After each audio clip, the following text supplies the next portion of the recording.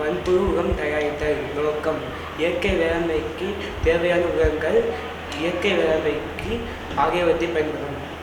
தேவையான பொருட்கள்: உரந்தொகுப்பு பெட்டிகள் அல்லது தொட்டிகள், மண்புழுக்கள் போன்ற வகை புழுக்கள், கரிம கழிவுகள், காய்கறிகள், பழங்கள், சாணம், விவசாய கழிவுகள் போன்றவை.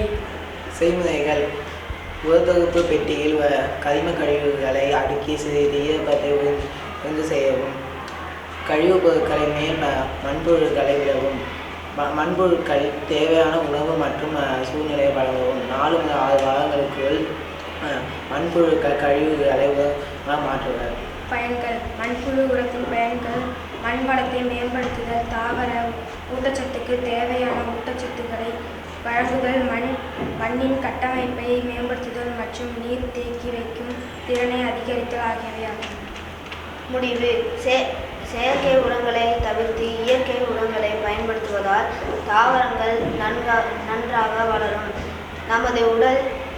நமது உணவு பொருட்கள் தூய்மையாக இருக்கும். அனைவருக்கும் நன்மை பயக்கும். செயற்கை உரங்களை நீர்நிலை பாதிப்பு ஏற்படும், மண் வளம் பாதுகாப்பு ஆகியவை உரம் தடுக்கும்.